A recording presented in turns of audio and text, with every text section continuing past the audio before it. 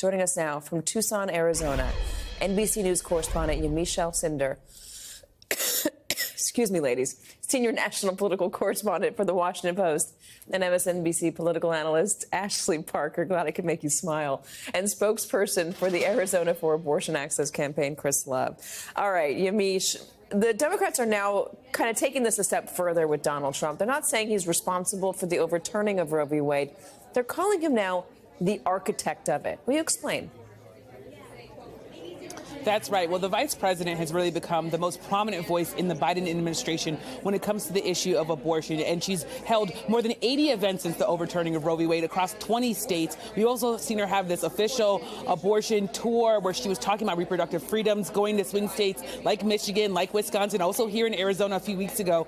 Now you really see having a campaign event. This is the first time we're going to see the vice president headlining a solo campaign event focused squarely on abortion. And as you said, she wanted to do this, aides told me, because she wanted to really aggressively go after the former president, Donald Trump. She wants to really say that he is to blame for this. As she said, she's going to say he's the architect of what she's calling a healthcare crisis across America. I want to read to you part of what her campaign has put out as part of what she's going to say today. It's that she's going to say, according to the campaign, the overturning of Roe was a seismic event, and this ban in Arizona is one of the biggest aftershocks yet. Donald Trump is the architect of this healthcare crisis. If Donald Trump gets a chance, he will sign a national abortion ban. And here's what a second Trump term looks like: more bans, more suffering, less freedom. So there, of course, you have the former president distancing himself from this Arizona ruling, as well as saying he's not going to sign a federal abortion ban. But the vice president today is going to say, do not trust him, Katie. They're going to try that. Ashley Parker, here's the thing. There's all this talk about how Donald Trump has moved away from the pro-choice movement, or moved to a position where the pro-life movement isn't comfortable being. He's making them more moderate. Is that going to be enough? When he takes organizations along with him who say that what he's remarking on, that it's all states' rights, it's really not about abortion, does that help insulate him among the swing Republican voters, the fence voters out there who he needs to win over in November? Ashley. Well, I think it's important to say when he put out that statement on states' rights, there was a lot of lobbying in his world that he should, for any number of things, right? That he should support a federal abortion ban, that he should not say anything, that he should go with state rights. And a number of advisors warned him, including, we reported, Kellyanne Conway, that when you say this is about states' rights and kick it back to the state, then you own everything that any state does. So that means there may be states that are far more permissive than his evangelical base likes. And you own that. The flip side, what we're seeing now is there may be states that go much further in a way that not only will galvanize Democrats and a lot of potentially moderates, suburban women, a number of Republicans, but that Donald Trump himself has said is too far. So I don't know that it insulates him from anything. And in fact, in some ways, especially if Democrats and President Biden can be effective in their messaging, it does quite the opposite. It makes him own whatever is politically problematic, which, as we've seen in these midterms and special elections and the governor's race in Kentucky, is just about everything when it comes to abortion in a post-Dobbs world.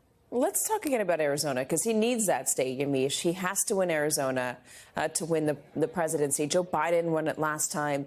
Kari Lake lost the governorship the other day. She was supportive of this Civil War era law, or a couple of years ago, I should say. Now she's flip-flopping. It's clear that Republicans in the state that are running for office, at least, understand that this is a political problem for them. Can you walk me through what you're hearing from voters and what you can suss out from that?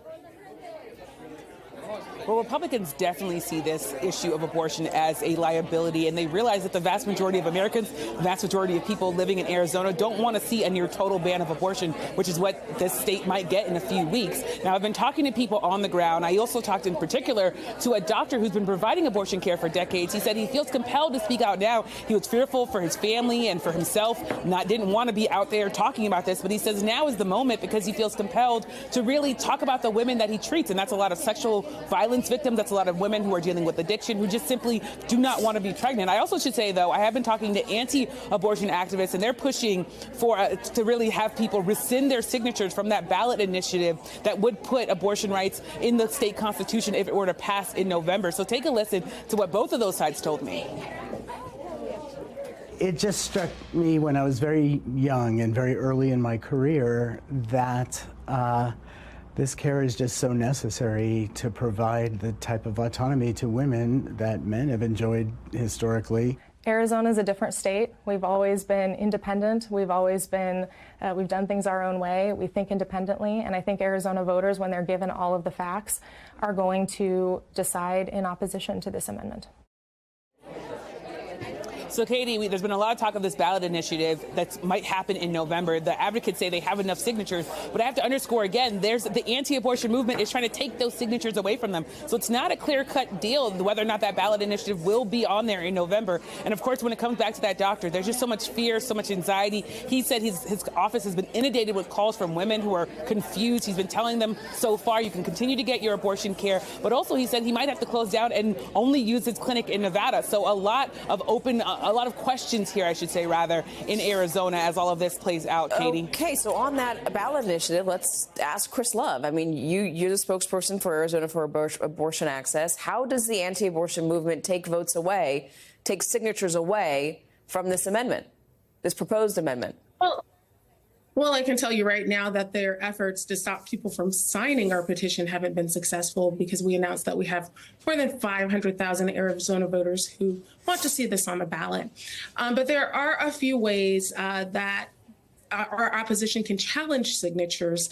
That happens after we turn in all of our signatures on the July 3rd deadline. They'll have an opportunity to look and do a line-by-line challenge of each of the many hundreds of thousands of signatures that we hope to submit.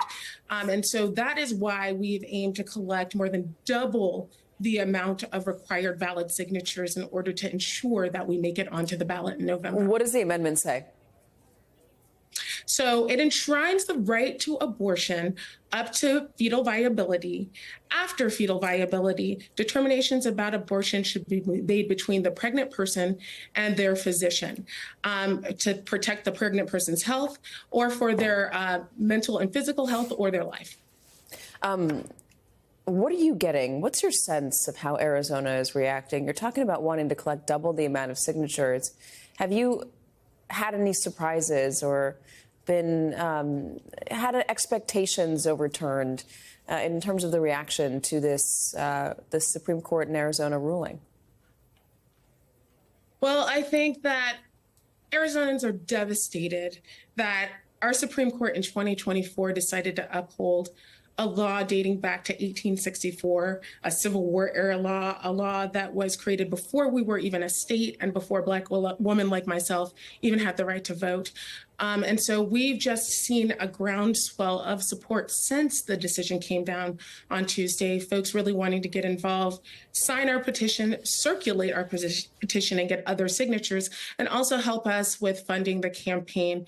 Arizona voters across the political spectrum want to see this issue on the ballot, and they believe firmly that pregnant people should have the freedom to make these decisions about abortion with their medical providers and with their families, and without government interference or activist judges. Chris Love, thank you. Spokesperson for the Arizona for Abortion Access campaign. Also, Michelle Cinder and Ashley Parker, thank you for your reporting, ladies. Hey, everyone. MSNBC has a new and improved app. You'll get real-time alerts and analysis, live blogs, in-depth essays, video highlights, and the best 2024 election coverage. Download the new MSNBC app. Here's how to do it. You tap on the App Store on your phone. You hit search on the bottom right corner. You type in MSNBC. You click on the MSNBC app. You click on Get or the cloud icon and enjoy it.